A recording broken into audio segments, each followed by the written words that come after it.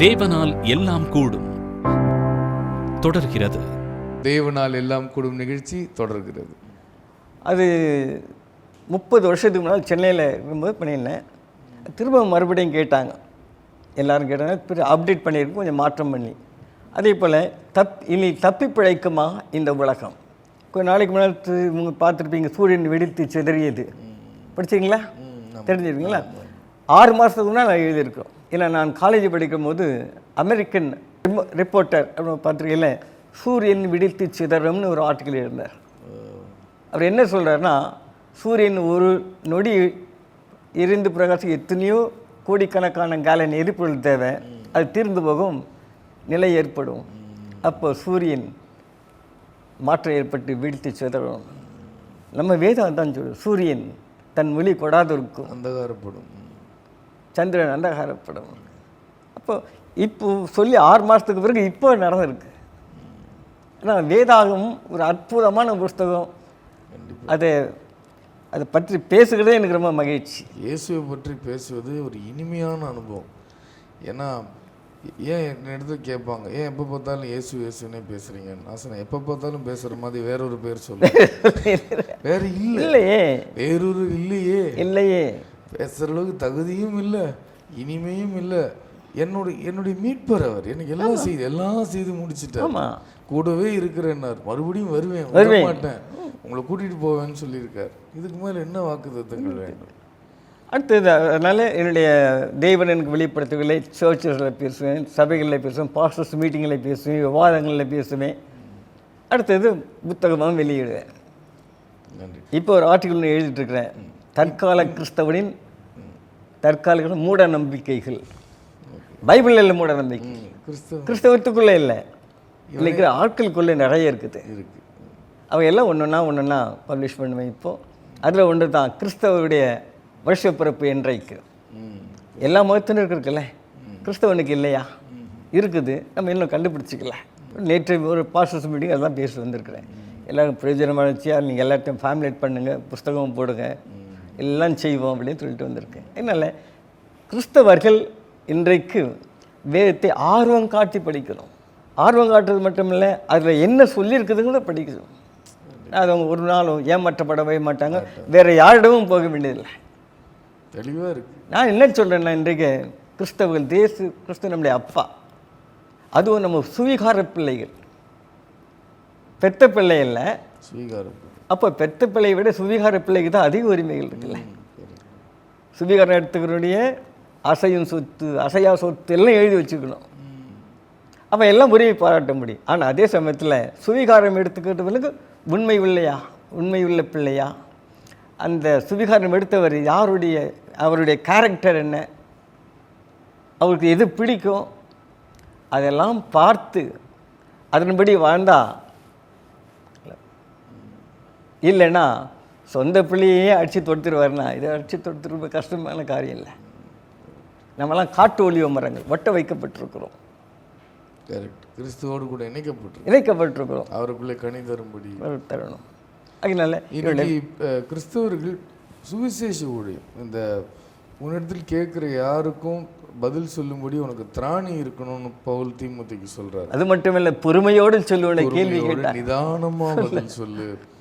இன்னைக்கு அந்த திராணி கிறிஸ்தவர்கள்ட்ட ரொம்ப குறைவா இருக்கு. கேள்வி கேட்பதற்கு அவங்க கிட்ட பதில் இல்லைப்பதற்கு திராணி இல்லை. ஸோ அதை எப்படி வளர்த்து கொள்வது? இன்னும் முதலாவது வேதத்தை வாசிக்கிறோம். வேதத்தில் சொல்லப்பட்ட செய்திகள் எல்லாம் நமக்குரியவைகள் தானா? அதில் நமக்கும் அதுக்கும் உடன்பாடு இருக்குதா? நம்முடைய வாழ்க்கையில் ஒத்து போகிறதா? அது எது வேண்டான்னு சொல்கிறது நாம் விட்டு தான் ஆகணும். இப்போ நேற்று ஒரு செய்தியை பேசிடும் போது, ஐயா 2000 வருஷங்கள் ஆச்சு நம்ம இந்த நிலைக்குள்ளே வந்து நம்ம விட்டுடுவான்னு. நீ எத்தனையோ 1000 வருஷமாக பாவியாக இருந்தியே, இயேசு தான் ரட்சகர்னுட்டு தெரிஞ்சிச்சே. நான் இத்தனை வருஷங்கள் ஆச்சு பாவத்திலே வாழ்ந்து நான் அதில் தான் வாழ்வேன்னு சொல்லி இல்லையே, மனம் திரும்பிட்டே இல்லை, ரட்சிக்கப்பட்டுட்டே இல்லையே. அப்போ எதையும் நீ தெரிஞ்சுக்க வேண்டியது தானே. அதனால் இன்றைய கிறிஸ்தவர்கள் எல்லோரும் ஆண்டவர் மேலே வைக்கிற விசுவாசத்தோடு கூட வேதாகமத்து மேலே விசுவாசத்தை வச்சா அது ஒருபோது நம்மை இடர செய்யவே செய்யாது. எல்லாவற்றுக்குமே, அதாவது நாம் இன்னும் ஒரு செய்தி நான் பேசும்போது, நாம் தேவனுடைய பிள்ளைகள், இந்த ஆட்கள் நம்மளை மூளை வளர்ச்சி இல்லாத பிள்ளைகள் ஆக்கிட்டான். நமக்குரிய உரிமைகளை நம்ம தெரிந்து கொள்ளக்கூடாது. நல்லா நாங்கள் தான் என்கிட்ட வந்தால் நாங்கள் ஜோம் பண்ணுவோம், அதை பண்ணுவோம், இதை பண்ணுவோம்னு சொல்லி. ஏன் நீங்கள் யார்? ஏஜென்ட்டா? அதுதான் மக்களை பைபிள் படிக்க சொல்லாமல் என்னிடத்தில் வாருங்கள், உங்களுக்காக ஜெபிக்கிறோம், உங்களுக்காக நாங்கள் இப்படியே வந்து ஒரு குழந்தை கிறிஸ்தவர்களாகவே வைத்து. அதான் சொன்ன மூளை வளர்ச்சி இல்லாத பிள்ளைகள். கரெக்ட். அவங்கள வளர்ச்சியே அடைய விடாமல் நீங்க ஜெபம் பண்ணுங்க, நீங்க போய் பைபிள் படிங்க, நீங்க போய் பிரசங்கம் பண்ணுங்க, நீங்க போய் பிறருக்கு எடுத்து சொல்லுங்க இயேசுவேன்னு அவர்களை ஊக்கப்படுத்தவும் உற்சாகப்படுத்தும் ஒரு சில நெறிமுறைகளை சொல்லிக் கொடுக்கலாம். அனுபவங்களை இப்போ உங்க வாழ்க்கை அனுபவத்தை சொல்லிக் கொடுக்கறது போல இல்லை சில புத்தகங்களை காட்டி கொடுக்கலாம், இதை படிங்க என்று இந்த அனுபவம் ஒரு ஒத்தாசை கொடுக்கலாமே ஒழிய அவர்களை அடிமைப்படுத்தி கொள்றாங்க. இந்த அடிமைதனம் தான் ஒழியணும். ஒவ்வொருவனும் தனிப்பட்ட ஊழியனா மாறணும். ஆமாம், நம்ம எல்லாரும் அவருடைய சொந்த பிள்ளைகள். எல்லாரும் நமக்கு ஏராளமான உரிமைகள் இருக்குது. அந்த உரிமைகளும் தடுக்கிறாங்க. புரியுது. ஒவ்வொரு மனிதனும் போய் ஜெபிக்க முடியும், ஒவ்வொரு மனிதனும் பிரசங்கிக்க முடியும், ஒவ்வொரு மனிதனும் வேதத்தை கற்றுக்கொள்ள முடியும். பவுல் என்ன சொல்லுவார்னா, நாங்கள் கிறிஸ்துவின் ஸ்தானாதிபதிகளாக இருந்து கிறிஸ்துவோடு உங்களை ஒப்புரவாகும்படி கேட்டு கிறிஸ்துவின் இரக்கங்களை முன்னிட்டு உங்களை வேண்டிக் கொள்ளுகிறோம் அப்படின்னு சொல்லுவார். கரெக்ட். நம்ம வேலை என்ன? அவரோட பிடிச்சி விடுற வேலை தான். அவர் பார்த்துக்குவார். இயேசுநாதர்களுக்கு மட்டும் நம்ம ஏஜென்ட் இல்லை. ஆமாம் ஆமாம். கிறிஸ்துவை காண்பித்து அவங்க கிறிஸ்துவை பிடிச்சிட்டாங்கன்னா கிறிஸ்துவ அவங்கள போதும் போதும் போதும் போதும். அவர் முடிவு புரிந்து அவர் நடத்தி போயிடுவார். அவர் ஒவ்வொரு அசைவையும் கவனிக்கிறவர். தேவையானது அப்போதே தருவார். எனக்கு தெரிஞ்ச 2 வருஷம் இவ்வளவு பேசினாலும் ஒன்று, கர்த்தர் எனக்காக யாவையும் செய்து முடிப்பார். அடுத்தது, விசுவாசிக்கிறவன் பதறான். முன் சக்கரம் பின் சக்கரம், இது போதும் என்னுடைய வாழ்க்கை நடத்துவதற்கு இது போதும் போதும். அதான் வேதத்தை நேசிச்சிருக்கீங்க, இரவு பகலாக தியானிச்சிருக்கீங்க, வேதத்தை ருசிச்சிருக்கீங்க, அந்த ருசிச்சு பிறருக்கும் பகிர்ந்து கொடுத்தீங்க. நீங்கள் எழுதின புத்தகங்கள் என்னென்னா, நீங்கள் ரசித்து உண்டு நான் திருப்தி ஆகிட்டேன், இந்த நீயும் சாப்பிட்டு. ஆமாம், அந்த அனுபவத்தை பிறரோடு பகிர்ந்து. எனக்கு அதுதான் வேதனை. என்னென்னா, இவ்வளோ பெரிய அருமையான வேத புத்தகத்தை வச்சுக்கிட்டு தமிழை படிச்சு வெண்ணையை வச்சுக்கிட்டு எண்ணெய்க்காக அலையிற மாதிரி தேவன் ஏதாவது சொல்கிறாரு. வேதம் என்ன சொன்ன, நம்ம தடவியாவது கண்டுபிடிக்கத்தக்க அளவில் அவருக்கு என்னை அறிமுகப்படுத்த எவனும் தேவையில்லை. நான் தான் இவன் தாமா உங்கள் அந்தோனி மேரி ஜோசப்னு யாரும் சொல்ல வேண்டியதில்லை. அவருக்கு எனக்கு தெரியும். நான் ஒருவேளை அவர் எனக்கு தெரியலைன்னா என்னை அவர்கிட்ட கொண்டு போய் விட்டுட்டா போதும், அவர் என்னை பார்த்துக்குவார். அதுதான் ஊழியக்காரனுடைய வேலை. ஆமாம், கிறிஸ்துவோடு மக்களை இணைப்பது. தங்களுடைய ஸ்தாபனம் தங்களை சார்ந்து இருக்கணும், தங்களை நாடி வரணும், தங்களையே பின்தொடர்ந்து வரணுங்கிற மாதிரி ஒரு சோல் டைப் பண்ணி விட்டுட்டாங்க. தன் ஆத்மாவோடு அவர்கள் இணைத்து விடுகிறார்கள். நீ என்ன பின்னாடி தான் வரணும், எனக்கு அடங்கி இருக்கணும். அதாவது என்னென்னா, கிறிஸ்துவுக்கு அவர்கள் அடங்கி இருக்கணும், கிறிஸ்துவை தேடணும், கிறிஸ்துவை வாஞ்சிக்கணும். ஆமாம், அவர்கள் ஒரு ஸ்தாபனத்திற்குள்ளேயோ அல்லது தனக்கு வேலைக்கு ஒரு ஆளை போல, சம்பளம் இல்லாத ஒரு வேலைக்காரனை போலவோ மக்களை நடத்தாதபடிக்கு கிறிஸ்துவோடு கூட இந்த இணைக்கிற ஊழியத்தை நடத்தி, அதுதான் ஊழியம். ஆமாம், அவர்களே ஒரு ஊழியனாக உருவாக்கும். ஆமாம், அது மட்டுமல்ல, வேத புத்தகத்தில் கிறிஸ்துவ வாழ்க்கையின் பரிணாம வளர்ச்சி என்று ஒன்று இருக்குது. நம் புறஜாதிகள்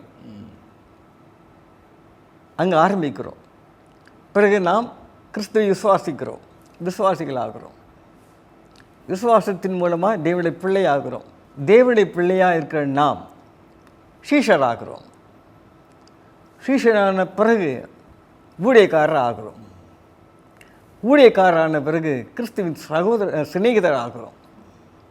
இது 7 வளர்ச்சி இருக்குது. நம்மலாம் பரலோக ராஜ்யத்துக்கு போகத்தானே கிறிஸ்துவர் ஆனோம்.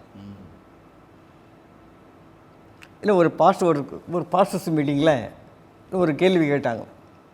அந்த பாஸ்டர் தன்னை அறிமுகப்படுத்திக்கிட்ட போது, அந்த ஊழியக்காரர் நான் பாஸ்டர் ரெவரண்ட்டு அப்போஸ்தலர் எல்லா பட்டமும் கொடுக்குறேன் அப்படின்னாரு.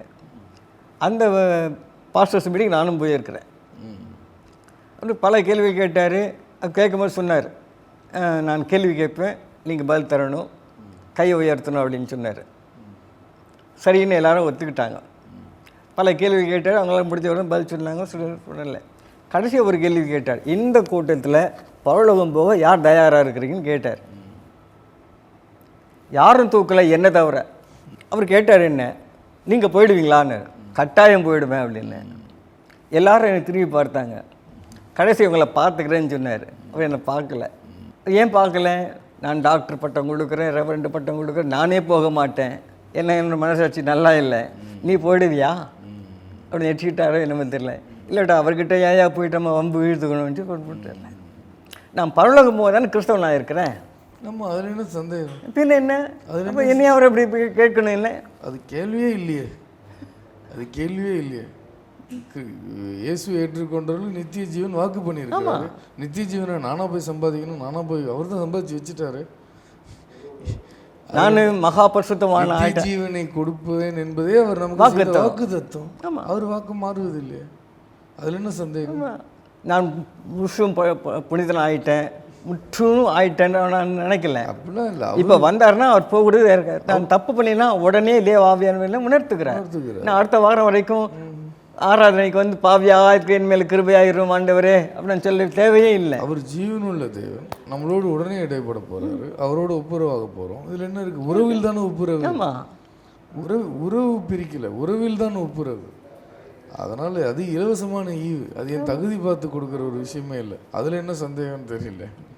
அதனால அந்த கேள்விக்கு அதை நான் விரும்பலை. நான் அதை தானே பரிசுத்தமாக கிறிஸ்தவன் ஆயிருக்கிறேன்.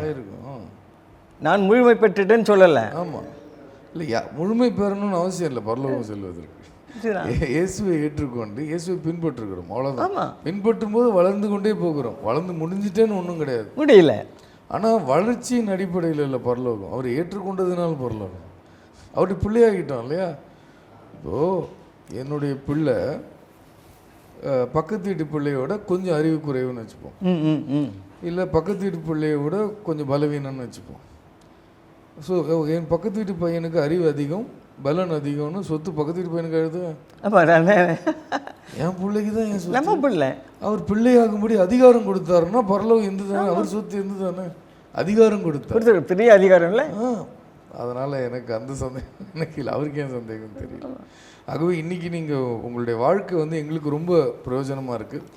60 ஆண்டு காலம் வேதத்தை சார்ந்து வாழ்வதும் பிறருக்கு வேதத்தை பகிர்ந்து கொடுப்பதும், அது பேச்சின் மூலமாகவோ அல்லது எழுத்தின் மூலமாகவோ வாழ்க்கையின் மூலமாக 3 விதங்களில் தான் நீங்கள் வந்து மக்களுக்கு கிறிஸ்துவை பிரதிபலிச்சுக்கிட்டே இருக்கீங்க. எல்லாம் அவருடைய கிருபை தான். கிருபையினால் எங்களுடைய ஊழியத்திற்கு பேரே கர்த்தருடைய கிருபையின் ஊழியங்கள். அதன் மூலம் பல வெளியீடுகளை செய்திருக்கிறேன், உங்களுக்கு நான் தருவேன். அதன் மூலம் மக்களை அப்ரோச் பண்ணுறோம். அதாவது என்னுடைய படம் என்ன, சிங்கத்தை அதன் குகையிலேயே சந்திக்கிற வழக்கம் தான் எனக்கு. யாராவது ஒருத்தர் தவறு சொல்லிட்டாங்கன்னா அவங்க அதை ப்ரூவ் பண்ணுற வரைக்கும் விட மாட்டேன். அதை உறுதிப்படுத்தி தான் ஆகணும். அப்போ தான் எனக்கு திருப்தியாக இருக்கும். இல்லை, அந்த வைராகிய வாஞ்சி எனக்கு என்னென்னா, சில பேருக்கு அந்த 13 வயதில் உங்களுக்கு எந்த வைராகியத்தோடு வந்தீங்களோ, இப்போ நான் என்ன சொல்கிறேன்னா, உங்களுக்கு 73 ஆண்டுகள்னு சொல்கிறீங்க. அந்த ஒரு மாணவனுக்கு உண்டான வைராகியத்தை உங்களில் பார்க்குறேன். உங்களுக்குள்ள அந்த இளைஞர் அதே வாஞ்சி எனக்கு இன்னும் திருப்தி படலை. இன்னும் திருப்தி படலை, இன்னும் படலை. இன்னும் மாணவராகவே இருக்கீங்க. ஆமாம், இன்னும் எவ்வளோ சத்தியங்கள் இருக்குது. ஆமாம், எத்தனையோ காரியங்கள். இப்போ நீங்கள் வருங்காலத்தில் பார்ப்பீங்க. தேவன், அதாவது என்னுடைய பேர் மரியான், நான் சாக மாட்டேன். எனக்கு காலேஜில் ஒருத்தன் கூட வாங்கப்பா மரியாதை வர அந்தோனி மரியான் அப்படின்னு சொல்லி. அதனால் நான் உயிரோடு இருக்கிற வரைக்கும், அதாவது இயேசு கிறிஸ்துவை பற்றி நினைவு என்னுடைய நினைவு போகும் வரையிலும் நான் சொல்லிட்டு இருப்பீங்க. இந்த வாஞ்ச வைராக்கியம் எல்லாருக்கும் வரணும். உங்களை ஒரு முன்மாதிரியாக எடுத்துக்கிட்டு எங்களை போன்றவர்களும் இந்த நிகழ்ச்சியை பார்க்குறவங்கள ஒரு 90% உங்களுடைய வயதுக்கு குறைவாக தான் இருப்பாங்க. 90. ஆமாம் ஆமாம். ஸோ அத்தனை பேரும் உங்களை ஒரு முன்மாதிரியாக எடுத்துக்கொண்டு இப்படி தான் வாழணும், அதுக்கு ஒரு முன்மாதிரியாக நீங்கள் இருக்கீங்க. வைராக்கியம், வாஞ்சை, கிறிஸ்துவுக்காக வாழ்கிற ஒரு வாழ்க்கை, கிறிஸ்துவை பிறருக்கு சொல்லுகிற பிரதிபலிக்கிற ஒரு வாழ்க்கை, அதை நீங்கள் வாழ்ந்திருக்கீங்க. உங்களுடைய வாழ்க்கை எங்களோடு கூட பகிர்ந்து கொண்டபடினால் நிலையத்தின் சார்பாக நன்றிகள். ரொம்ப சந்தோஷம். நிலையத்தாருக்கு உங்களை வாழ்த்துக்கள். தொடர்ந்து நாங்கள் ஜெபிக்கிறோம், நீங்களும் எங்களுக்காக ஜெபிங்க. இன்னும் தொடரும் இந்த ஊடி, அதாவது என்னுடைய கடைசி மூச்சு வரைக்கும் யாருமே இந்த வேதத்தை குறை சொல்ல நான் ஒத்துக்கவே முடியாது. ஏன்னா எல்லா வேதங்களும் நான் ஆராய்ந்து பார்ப்பேன். எதையும் எனக்கு, அதாவது இன்றைக்கி சாமின்னு கும்பிடுறவங்க கீமி அப்படின்னு ஒன்று கும்பிட்டாங்கன்னா அது எவ்வளோ தூரம் உண்மை இருக்கும். அங்கே போய் பார்த்துட்டு வந்து எங்கள் மக்களுக்கு நான் சொல்லுவேன் அங்கே என்ன இருக்குன்னு. அது உதாரணத்துக்கு சொல்லுவேன். இதுதான் சிறந்ததுன்னு சொல்கிறதுக்கு ஒரு உதாரணம் சொல்லுவேன். நான் ஒரு ஊர்க்கா கம்பெனி வச்சுருக்கேன்னு வச்சுக்கோங்க. நீங்களும் ஊர்க்கா கம்பெனி வச்சுருக்கிறீங்க. நான் சொல்லுவேன் என் ஊர்க்கா தான் உலகத்திலே சிறந்தது அப்படின்னு சொல்லுவேன். அது மட்டும் இல்லை, உங்கள் ஊர்க்காயில் என்னெல்லாம் தவறு இருக்குன்னு சொல்லுவேன். அது போல தான் வேதம். அது சின்ன உதாரணத்துக்கு சொன்னேன். அதுபோல் இந்த வேதத்தை நான் ரொம்ப நேசிக்கிறேன். இந்த ஏராளமான வேத புத்தகங்கள், மொழிபெயர்ப்புகள், அதே போல் குரான், மற்ற வேதங்களும். ஆனால் வகையில் எல்லாம் எனக்கு இயேசு கிறிஸ்துவில் இன்னும் உறுதிப்பட காரணமாக இருக்கே தவிர இந்த விசுவாசத்தை வழிக்கு போடுறது எந்த வகையிலும் சவால் விடுவதற்கு ஒரு வேதம் இல்லை, ஒரு புத்தகமும் இல்லை, ஒரு மனிதனும் இல்லை. அவையெல்லாம் படிக்கிற போது இன்னும் என்னுடைய கிறிஸ்துவ மார்க்கத்தின் மேலே விசுவாசமும் நம்பிக்கையும் அதிகமாகவே தவிர கரெக்ட். இந்த ஊழியத்தில் நான் ஒரு நாள் சோர்ந்து போனதே கிடையாது. சிலர் சொல்லுவாங்க, ஊழியத்தில் சோர்ந்து போனீங்களா, கஷ்டமாக இருக்குதா, உங்களுக்கு ஜபிக்கிற பாஸ்டர்ஸ் மீட்டிங்கில் பேசுவாங்க. நான் ஒரு நாளும் எனக்கு அது வந்ததே கிடையாது. ஒவ்வொரு நாளும் அதிகரிக்கிறதே தவிர உங்களுக்கு வரவே வராது. ஏன்னா நீங்கள் மாணவராகவே இருக்கீங்க. அதாவது உங்களுடைய உள்ளம் வாஞ்சியோடையே இருக்குது. கிறிஸ்துவ அறியணும் அறியணும் அறியணும், அவர் அறிவிக்கணும் அறியணும் அறிவிக்கணும் அறியணும் அறிவிக்கணும் அறிவிக்கணும். அதுதான் பிறருக்கு எடுத்து கொடுக்கணும். அதாவது நீங்கள் சாப்பிட்றீங்க, மற்றவருக்கும் கொடுக்கணும். ஆமாம். இது இப்போது நடக்கிற ஒரு யுத்தம், அதனுடைய யுத்தத்தினுடைய விளைவுக்கு ஒரே ஒரு காரணம் தான் இருக்குது. ஆனால் இதை உலகத்தை கவனிக்கலை, கிறிஸ்தவ உலகமும் அதை கவனிக்கலை. என்னன்னா, இஸ்ரவேலர்கள் ரட்சிக்கப்பட வேண்டும், எல்லோரும் ரட்சிக்கப்படுவார்கள்.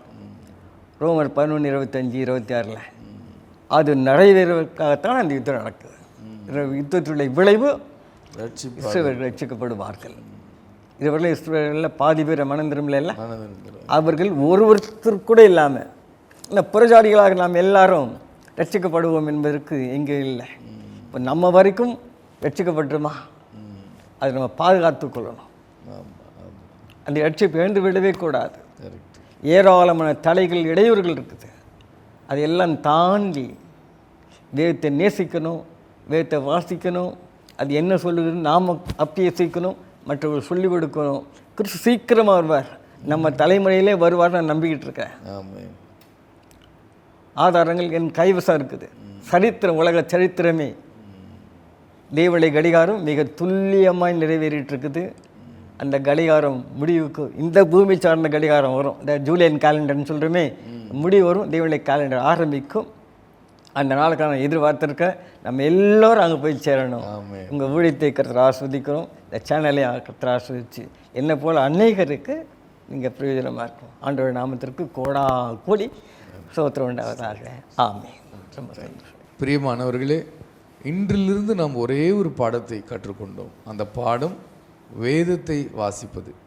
வேதத்தில் உள்ள வாக்குத்தத்த வசனங்களையே தேடி வாசிப்பதினாலோ, அல்லது கேலண்டர் வசனங்களை வாசிப்பதினாலோ, அல்லது யாராவது ஆசீர்வாதமான வார்த்தைகளை பேச மாட்டார்களா என்று ஏங்கி அதையே விரும்புவதினாலோ நம்முடைய வேத அறிவு வளராது.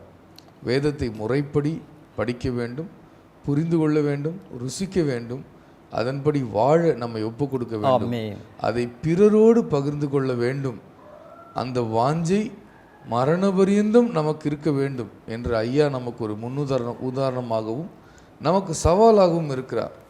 60 ஆண்டு காலம் ஆகியும் அவருடைய வாஞ்சி, வேதத்தின் மேலுள்ள வாஞ்சியும் கிறிஸ்துவின் மேலுள்ள வாஞ்சியும் அவருக்கு எள்ளளவேலும் குறையவில்லை. அவர் மிகுந்த வாஞ்சியோடு வைராக்கியத்தோடு இருக்கிறார். நாமும் அப்படி இருக்க நம்மை ஒப்பு கொடுப்போம். மீண்டும் இது போன்ற ஒரு தருணத்தில் உங்களை சந்திக்கிறேன். அதுவரை உங்களிடமிருந்து விடை பெறுபவர் ராஜா.